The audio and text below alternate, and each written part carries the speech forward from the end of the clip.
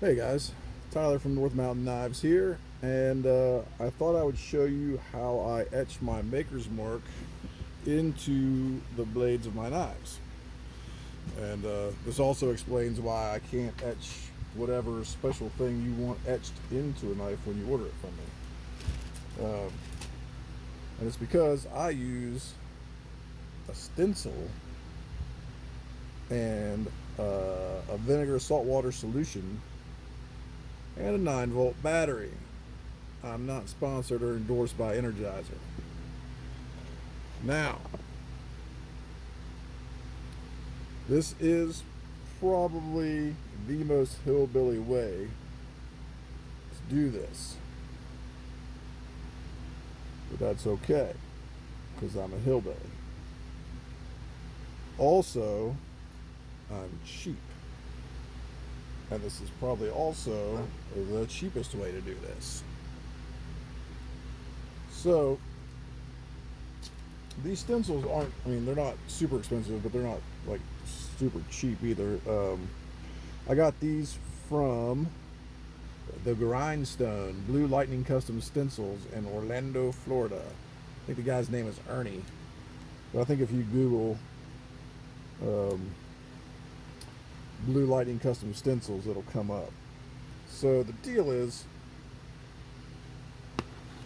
you've got this, and I've got on my alligator clip here, I've got a little bit of foil in there so that when I clip it to my blade, it doesn't scratch the blade. It's just the alligator clip to scratch your blade. So you attach your positive connection on the battery to the blade. And then on this other side, what I have is a bolt, stainless bolt. And I wrap the head of the bolt in some scrap cotton cloth that I have laying around. You can use felt pads and stuff. You can actually do this with just a Q-tip gripped in the alligator clip, but it takes a lot longer because you're covering such a small area. Caesar, hush! Sorry guys, the dog. You know how it is. So this goes to the negative side. Stencils on the blade. This is again salt water and vinegar. So you just go on here and I do a little 1, 2, 3, 4, 5. 1, 2, 3, 4, 5. This still doesn't cover the whole stencil, so I'm moving it to make sure I got the whole thing covered. 1, 2, 3, 4, 5. Oh, and my thingy popped off. All right. Now, I learned this trick from Jason Knight on the video, which if you are into bladesmithing or knife making, his online class is really worth it. All I'm doing here is using some of the same solution that I etch with to clean out what I've already etched. And you guys probably can't see, but even after that short, come on, even after that short span, I've already got some etch in. So you just use some of the same solution that you're etching with to clean your stencil and to clean the blade, right? And then, because I like to make sure my etch is nice and deep, because I'm still going to do more blade finishing after this. I'll go back for a couple more passes. Daggone it. Sometimes, man, I need different alligator clips and different wire. Use thinner gauge wire than I'm using. 2, 3, 4, 5. 1, 2, 3, 4, 5.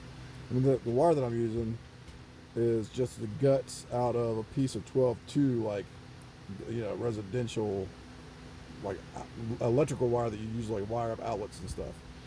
Just because that's what I had laying around. And so I just gutted one of those wires, took a couple of the scrap pieces, and used it for my stencil here, or for my etching system. We're already pretty good and deep. I probably only need one more good pass. I might do 2 more just for S's and G's. Hold on. quick beverage break. Just for the S's and G's, I might do 2 more. 1, 2, 3, 4, 5. 1, 2, 3, 5. 2, 5. 5. Right.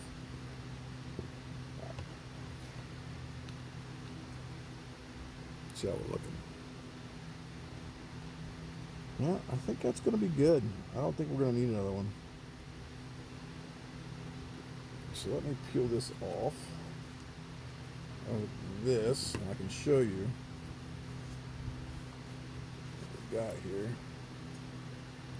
And there's the etch. And I don't know if you'll be able to hear this. It's deep enough that it's like you can scratch it with your fingernail and hear it. That's all there is to it.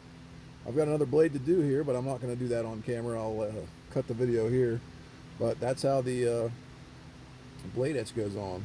And you can buy machines to do this that you just plug in. Or you can actually build machines that you plug in. But again, I'm cheap and this is easy. So it works for me. Thanks, guys. Hope you have a good day.